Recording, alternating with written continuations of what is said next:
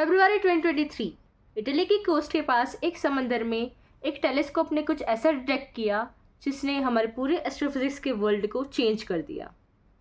एक ghost particle जो इतना पावरफुल था कि उसने हमारे साइंटिस्ट को ये सोचने में मजबूर कर दिया कि क्या ये किसी ब्लैक होल के लास्ट ब्लास्ट से आया हुआ हो सकता है।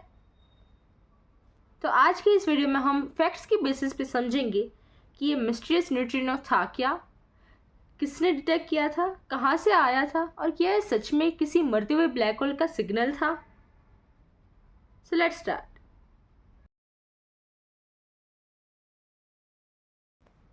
इटली के नीचे मेडिटेरियन सी के अंदर एक टेलीस्कोप है KM3NET। ये टेलीस्कोप लाइट नहीं देखता बल्कि न्यूट्रिनोस डिटेक्ट करता है, वो पार्टिकल्स जो मैटर के अंदर से बिना रुके निकल जाते हैं। 13 फरवरी 2023 इस दिन KM3NET ने रिकॉर्ड किया एक म्यूऑन ट्रैक जिसका पेरेंट न्यूट्रिनो था अराउंड 220 PeV, मतलब 2.2 × 10⁻17 इलेक्ट्रॉन वोल्ट्स। कंपेयर करो, लार्ज हेड्रॉन कोलाइडर में हम सिर्फ अराउंड 0.01 PeV तक के पार्टिकल्स बनाते हैं। ये पार्टिकल उससे 10,000 टाइम्स ज़्यादा एनर्जेटिक था, इसीलिए साइंटिस्ट ने इसे बोला द गोस्ट पार्टिकल। अब सवाल ये था, इतना एनर्जेटिक पार्टिकल आया कहाँ से? सुपरनोवा उसमें तो काफ़ी वीक होता है, पल्सार्स ये पॉसिबल हो सकता है पर इनफ नहीं है। इवन एक्टिव गैलेक्सीज या गामा रे बर्स्ट में भी इतने हाई एनर्जी न्यूट्रिनो एक्सप्लेन नहीं कर पाते। मतलब यूनिवर्स के किसी कोने में कुछ और ज़्यादा वायलेंट चीज़ हो रही थी और तब आई एक crazy but brilliant hypothesis, primordial black hole explosion. Primordial black holes यानी कि वो ब्लैक होल्स जो बिग बैंग के बाद तुरंत बने थे, जब यूनिवर्स अभी सिर्फ कुछ सेकंड्स पुराना था।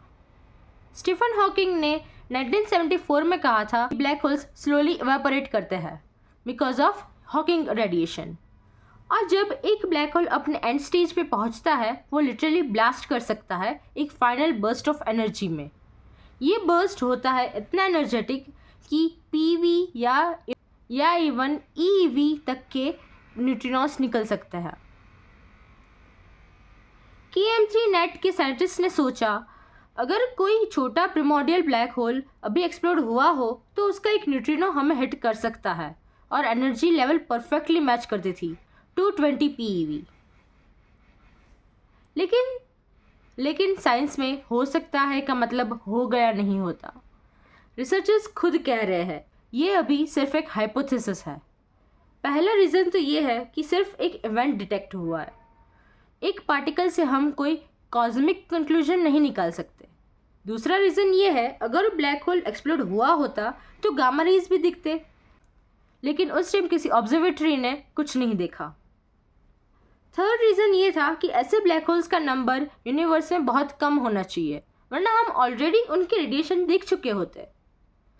और फोर्थ रीज़न ये है कि हो सकता है ये पार्टिकल किसी अननोन ब्लेजार, कॉस्मिक रे कॉलिजन या GRB से आया हो जो अभी तक आइडेंटिफाई नहीं हुआ।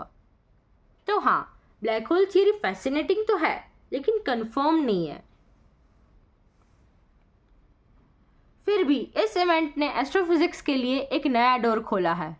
अगर फ्यूचर में ऐसे और न्यूट्रिनोस डिटेक्ट होते हैं और अगर कभी एक बर्स्ट के साथ गामा रेज भी मिल गए तो हम हॉकिंग रेडिएशन को डायरेक्टली ऑब्जर्व कर लेंगे।